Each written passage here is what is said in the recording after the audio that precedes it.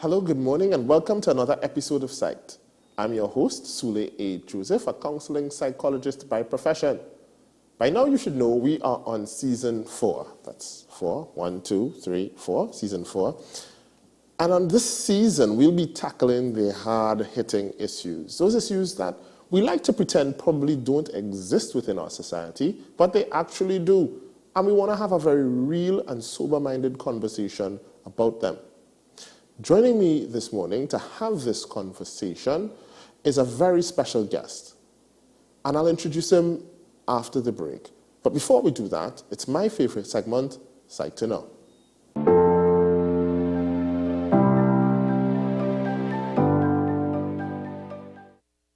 Psyched to Know, brought to you by Sule Joseph and Associates.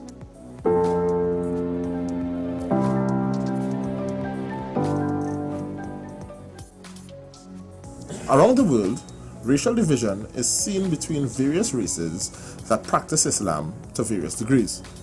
In the UK, a survey of 250 young adults, non-black Muslims in 2020, found that 82% witnessed anti-black racism from their friends and family, while 60% have heard racial slurs come from non-black Muslims, and a whopping 63% have been told by their friends and family to fear black people.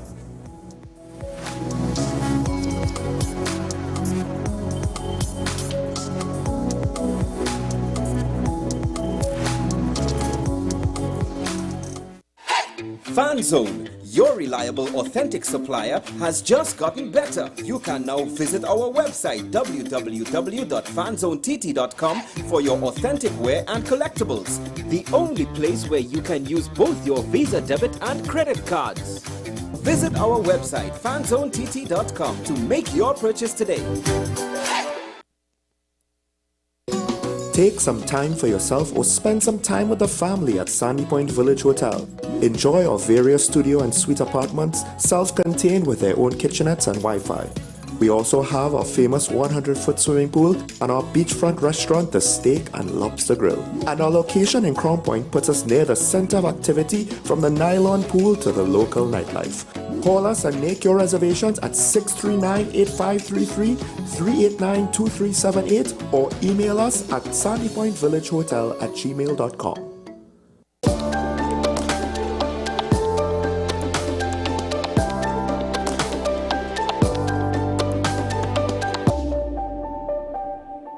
Welcome back. Thanks for staying with us. I'm your host, of course, Sule A. Joseph. I promised you an interesting guest. Now, the topic that we're about to have a conversation on today may be squeamish for some, so I warn you in advance. Today we talk race. We talk potential racism, and not just racism in Trinidad and Tobago, but within Islam.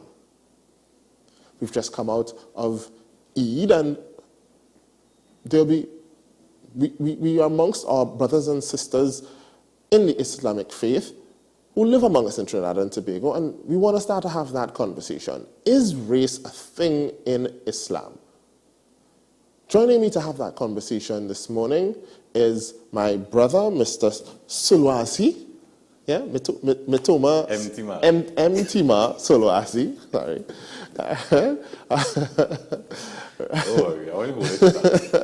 Apologies, right? Mtima, thank you for joining me this morning. Yes.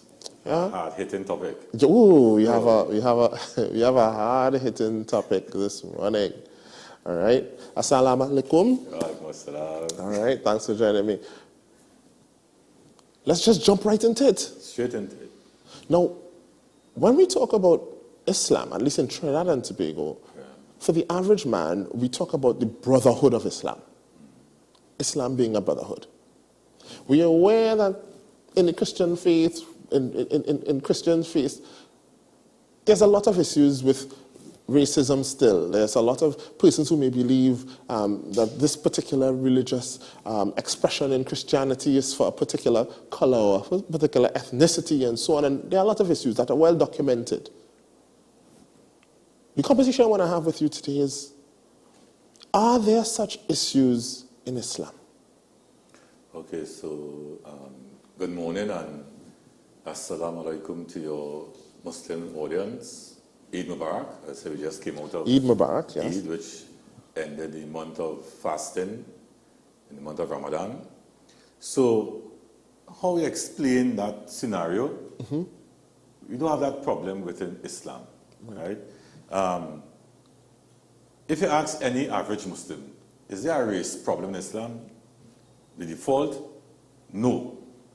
The reality, we have challenges. Okay. It didn't start now.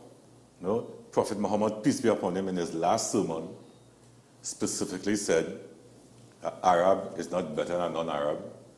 A white is not better than a black. Why would he make such pronouncements if in his own community There weren't such issues. there weren't challenges? Right, right. In his own community, he didn't see that, hey, some people treat others differently based not just on race, but on status. Right. That is why he said, an Arab is not better than a non-Arab. No, a non-Arab better than an Arab. Or a white is not better than a black. No, a black better than a white. So we have that problem within our community. We pretend that it does not exist, but this is the reality. As recent as 2016, Right. a foreign diplomat was having some conversations with me. And like you, he wants to know about Islam in Trinidad because his observations, again now, there are Chinese Muslims, there are so many different ethnicities that make up Islam. But in Trinidad and Tobago, for political reasons, we only see Africans and Indians. I just feel so sad that I wonder how these Chinese Muslims feel when they hear people talking about Islam and just mentioning two groups. Well, to be fair, no, I don't think the average person thinks about Chinese or Asian persons when you think about Islam. Right. Yeah. It's just African Indian. Correct, yes, Right? usually. And that has a strong political undertone. Right? But going back to this question, the guy asked me, say, Mtima, I want to know, I want to understand Islam. And I was asking, and he called some groups or individuals he spoke to.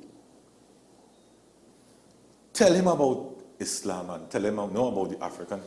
And in 2016, they told him that African people become Muslims in jail and because they want to marry to their daughters, and they're meaning Indian Muslims. So he spoke to some Indian Muslims, and I said to him, in 2016, still talking about Bultud, you know?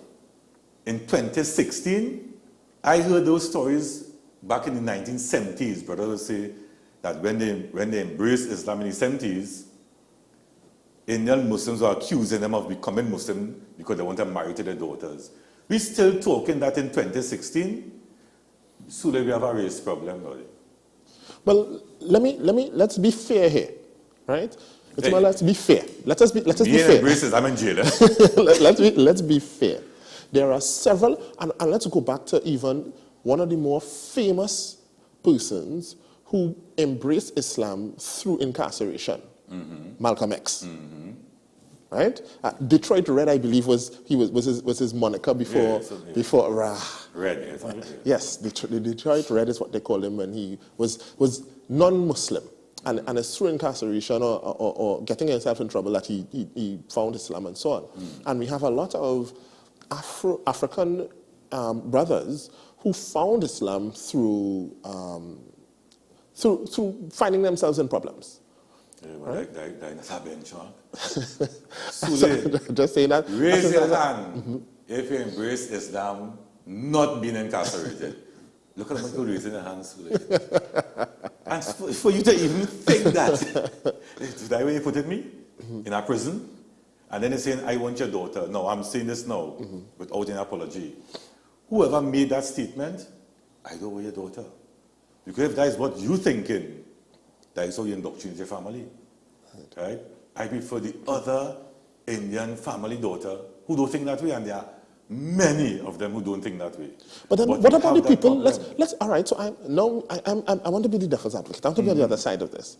And I said, okay, if we sit and think, if we are truly honest with ourselves, and we sit and we think in Trinidad now, we sit and we think in Trinidad, when we think of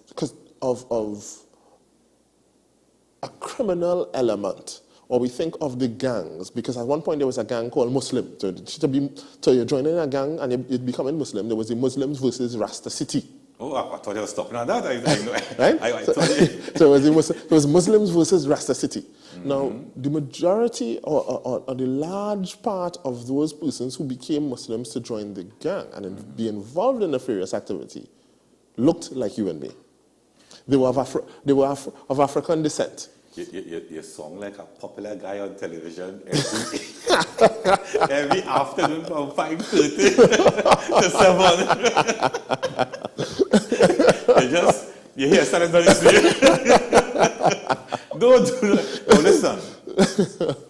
A large cross section. So when Trinidadians think about, when you think about the Afro-Muslim, whether it's fair or unfair, and please, Trinidad, don't crucify me. I'm being honest and direct and straight here. When a lot of people think of those persons, they think of persons in gangs. They think of the mosque on Mukarapo Road, and they think of Abu Bakr, and they think of persons who want to bring terror, I'm using quotation marks here, to the rest of the population. You know, and when we think, and the inverse, and when they think of Indo-Muslims, they think of pillars that support the business community. Because the Indo-Muslim is associated with business and entrepreneurship in Trinidad. Until 9/11. And I don't look like Osama. Yes, the same man you called just now, our beloved deceased Yasin Awabaka, he don't look like Osama bin Laden. Right. Right? So, again, the reason why I could throw in one time 9/11, right? And not to take that lightly and as if it's not a serious issue, but we're looking at the individual who was perpetrated, who was identified as the mastermind. He do look like me and you. He do look like Yasin. He do like all who they saying have this face of this criminal Islam in Trinidad and Tobago. Al-Baghdadi, we do look like him, right? So we have to understand the role. I'm not attacking, I'm not trying to crucify him or the other, but the role that the media plays in painting a bad guy.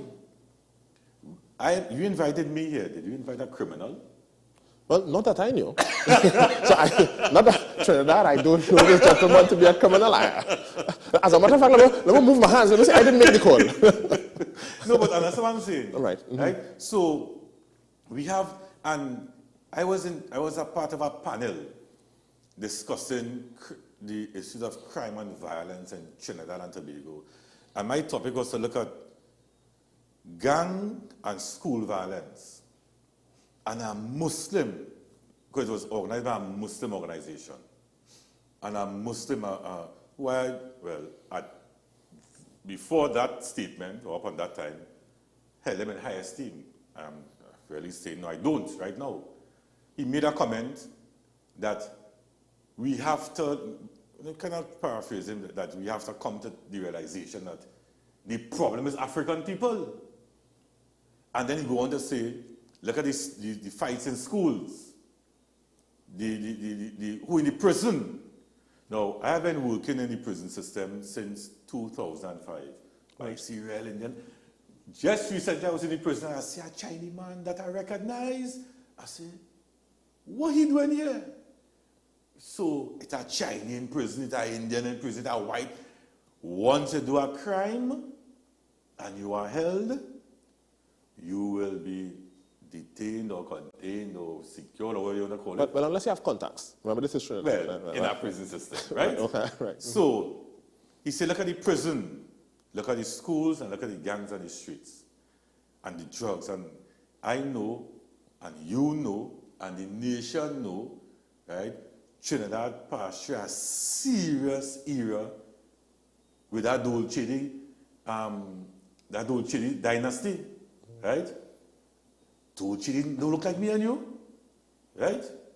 And I am talking about the sealers now, modern Dole, who they label Dole. Talking about the original infamous Dolce, right? Nike Sumbo Jam. And when I raised that, and we know of many other notorious, nefarious, criminals. I grew up here about boys, you sing all these stories. The man said my head buried in a sand. And you are a retired principal. So I'm wondering now, what is happening to those poor little African children who were sent to the principal's office? If that is your mindset. Hello.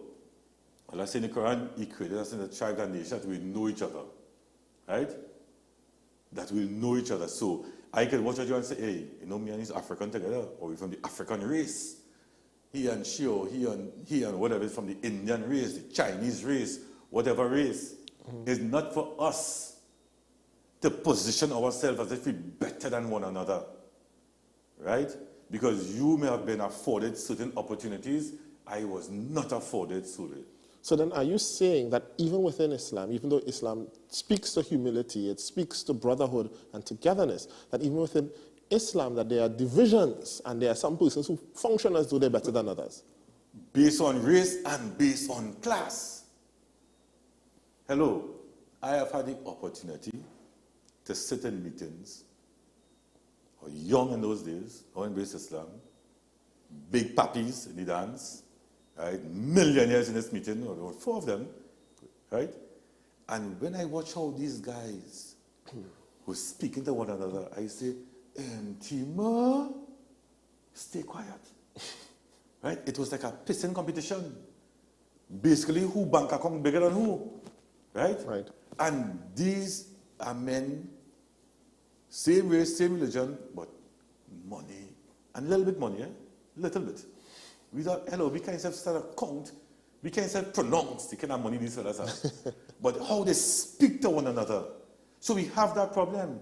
So when you have Muslims today telling you, they have told me this already, one particular Muslim, I'll be careful because I don't want you and me and the station to get in trouble. Pre-action protocol letter. Right? You have a way that when they speak about his behavior, you say, hey, you're talking about me. For the record, I don't know who you're talking about.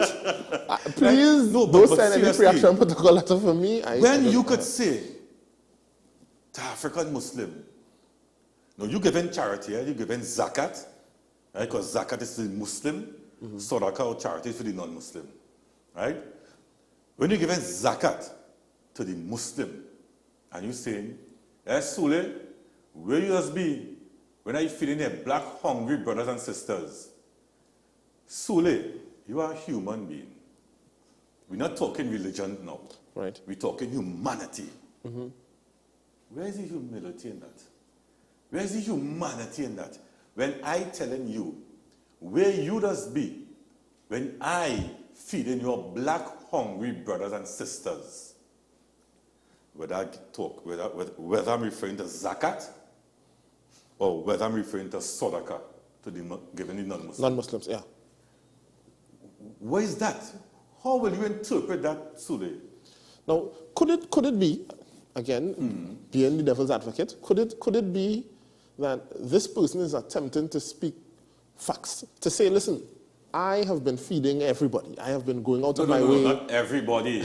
My black brothers and sisters. He never say, hey, Sule, where does be when I feeding your black brothers and sisters, and by the way, the Indian brothers and sisters, and not to mention the Chinese brothers and sisters, or the white. Yes, specifically, and then when you speak about African people, whether it's Muslim or non-Muslim, you speak about them in a derogatory way, in a demeaning way. Listen. But help me understand, because I genuinely felt and thought that Islam removed color. Hello, Islam removes color. So I generally You thought. see the Muslim individual, we love color. And in reality, Islam is perfect, you know. The individuals who practice Islam imperfect. I am imperfect. Right? That's why we have to always run and seek forgiveness from our Lord. Because we will always err. But when we err, we have to accept that we err. And don't hide behind a pre-action protocol letter. Right? And don't hide behind money. And don't hide behind status. And don't say, hey, in the last year, I have given 1,857 African people something. How that proven in a racial? Or are you racial? I don't know. You have to answer that question. Because listen, all praise is due to God. Thank God for this. Sule, every year, and you have to be careful of doing acts of charity and announcing it, because it is not to be praised by man. Your acts of charity is for God. It's for God. Right. But I have been so fortunate, and you may laugh at this here, and some Muslims may frown. Twice a year, people will call me, all kind of people, Muslim and non-Muslims, to distribute charity on their behalf. Ramadan time, I'm just going to see next time. Christmas? I thought so. No, it had one time by Sule during the pandemic. I go into a certain community and my car full up. At toys, I say, empty man, you Santa Claus? What going on with you? You know, a big Muslim going to deliver. Yeah. But people say empty man because they understand that the work I do and the people I interact with is on the ground. Right? So who better to reach them than somebody like me? You also, he also, she also. But I'm speaking about my situation. But then can persons then argue, could persons argue then perhaps you might be racist because you talking about going into communities to help people who look like you? Hello. Is that no, listen to me. I wouldn't call it. Listen to me. Mm-hmm. My number is not a public number. And when people call me, I don't ask them, state your race or your religion. Send me a location. And when I go, I'll be surprised sometimes worse. Listen, it takes a lot for somebody who don't have to ask for help. And again, to ask for help from somebody who don't look like them. right? It's a lot, Sule. It's a lot, you know. And the only person I just shared with is my wife. I say, you wouldn't believe I was today. You wouldn't believe who called me on my phone today. And I don't know these people. They get my number, they call me. Right? So, it's not about I helping who look like me. Right? The thing is, and before we even start on during the break, we talk about this whole political thing. It's politically based, you know, because we are so divided in this country based on two political parties. I went through some post something on Facebook. I did not even know you are allowed to say such nasty stuff on Facebook about somebody else. I have heard my friends saying, boy, Facebook locked me up. I get banned. I seen these people posting some Sule. When I read somebody post, my belly nut up. Yeah. Right? And some coming from persons with Muslim names. They don't have to be Muslim. Right? Coming from people with Muslim names, Pentecostal or Christian or whatever it is to be. Right? But you have Muslim name. Some, it clearly is seen as African people saying it. They might have a photo up. Some is Indian people saying it. So we as Muslims in this society, we're not immune to all that divisiveness, all that ugliness in society. Our role is to show something different. So basically you're saying within the bubble that is the Brotherhood of Islam, there are bubbles within that bubble. Probably multiple bubbles. Yeah. And it is And it's a microcosm of the society. So Yes. it is impacted. So it is not that Islam is insulated by itself. It is Hello. impacted by all the other issues that all the other religions face Sule, within the society. When I embraced Islam, right, coming from a Christian background, I will never battle Christianity. I grew up in a Christian background. I didn't live like a Christian. I was outside there, terrible. You know, I embraced. My mother used to tell me, I want you to join the army, you'll get discipline. I found a level of discipline within Islam, right? So, and I tell myself, God, boy, this is nice. Everybody hugging you up, everybody like, she want me to do it, boy. It's, hello, I have some personal experience that is interesting, Yeah. right? But as my wife and I just say, these experiences has nothing to do with Islam. That is that individual, that is she, that his behavior, that is not Islam. Do we have issues amongst ourselves that resembles, hinges, looks? It smell like a duck, it walk like a duck, it quack like a duck, quack, quack is a duck. We have challenges amongst our community with race. I used to live with a family. I went to rent. I don't have time here, but I'll give this quick anecdote. It's a very nice story. I was living in the Beetham Gardens I live in. Beetham Gardens, eh? No, Beetham Estate. Beetham Gardens. Gardens. Right. I live in the community. I live in there. I see this house surrounding Dorota Street. I say, aha! Nobody will live there. Because like some community, like Beetham Gardens, that has a stigma. I said, but I could live there. I go on. I meet the woman, right? And this story is so nice. And I say in race, just to share the other part of the story. I know woman, very nice something. Take everything, bam, bam, send the contract, take the down payment and the rent, everything. So, what religion are you? No, she's not living in Beetham, eh? I say, well, why I ask? She wants to know what, oh no, the contract have something about religion. So, what do you mean by this? What's your religion? I said, well, cleared my throat. I practice Islam. It's the fastest I've ever seen money come back in my hand. You want to pull back the money in my hand and start the contract and say, how I going to rent you my place? You're done living on the Beetham. And he's a Muslim too? I really feel it. I saw it about a month after, I saw a next thing. I didn't say, no, you can do that. Muslims only. I said, well, he's a Muslim. I called another Indian family. Mwah! I was living in a gated community with a nice fence around it. I know Indians live. Mommy here, this one here, that one, and my house was in the middle, the house I was renting from. And that family treated me with love. But guess what? Every Eid, the other relatives will come who don't live in the yard. Right. And Mama will tell me, when they're gone, come, don't take on them. Imagine that.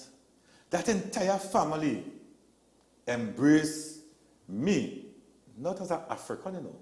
As a Muslim. As a Muslim who's African. That's what I'm saying. Not an African who's a Muslim, as a Muslim who's an African. Not the other relatives. To the extent that Mama had to tell me, when them gone, you come.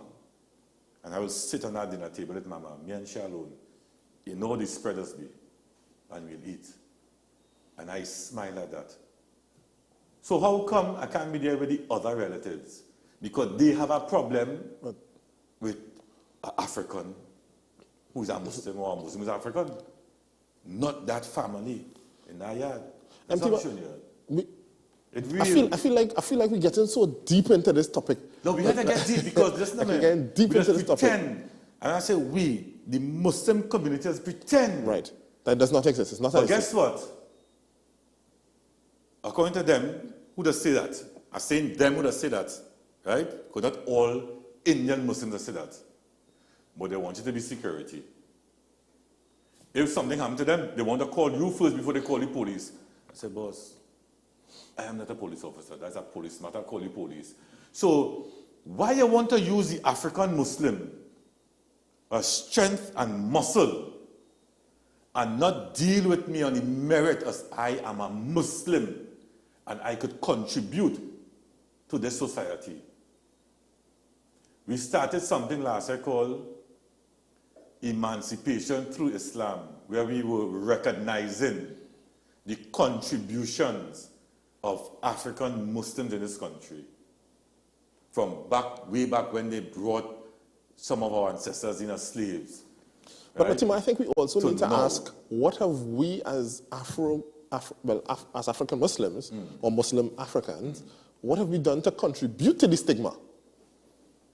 So, because the stigma had to come from somewhere. Listen, so in doing this research of the contributions, we call it Muslim Hall of Famers. So people like Muhammad Yunus Bath, right? And Muhammad Yusuf Mitchell, those era. Then we talk about long-standing lifetime achievers. Yes. And then we talk about new era groundbreakers, because there are a lot of Muslims in this era here, like myself. Well, I didn't know about myself, I know. Like myself, who make it breaking ground. When I started to do that research, Sule, and Nation, if you know how proud I felt and happy, and I saying, we started with we African people should know about these contributions. And then we'll realize the 5, 6, 7, 15, 20, 100, 200, 250, 500, I don't know the amount, of African Muslims who want to go down the road of criminality in making no kind of contribution like what we saw or what we have uncovered and what we know. So, but Matima, it is sad, and I know that we are out of time, so we need to wrap up. It is sad that you have to even have a ceremony to award African Muslims. Excuse me, there's one to award Muslims. Hold on, there's one to award Muslims, right? And I have been attending that, and I've never seen no African Muslim being awarded. To the extent that the year I was conferred my master's in sociology, they called me to perform, sing and dance, clap and, because we are jesters now. And I'm not making no apology. And when I finish perform, watch, I'm not easy though. When I finish perform, I say, no, I know who is the organizer. Sule. Lord, you're trying to give a program shut up. The people protest. I know who the organizers are. But first I like drama. I do in Peregrine out there, so I done in costume. I say, who's the organizers? I say, I was conferred my master's. Where's my award? They called me to perform, and I walk off the stage. So, Sule, because it's trouble in the people place. We have to award African Muslims for their contributions. There's no shame in that. So, and we have to lock up them who want to be criminal. The ones who so bring shame to... We partner in the afternoon from 5:30, you go deal with them. Lord, I don't want a pre-action protocol. Don't shut down my program. You come to cause bacchanal in the place. Did you call me, boss? I never called you. All right. So, we are out of time. So, are you ready? We out of time.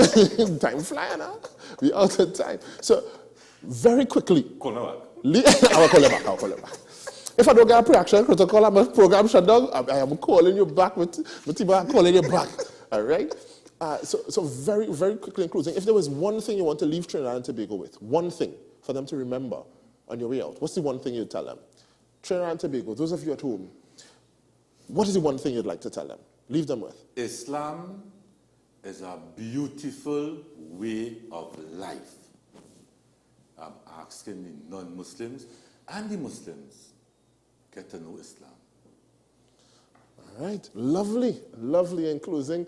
Thank you all very much for watching and staying tuned. I know we had an exciting episode today. Please, those are no pre-action protocol now, right? Please. All right, thank you all for watching and staying tuned. Remember, stay tuned, same time, same place, right here in WESN. This program is called Psyched, and until next week, please God, see you right back here. Stay psyched.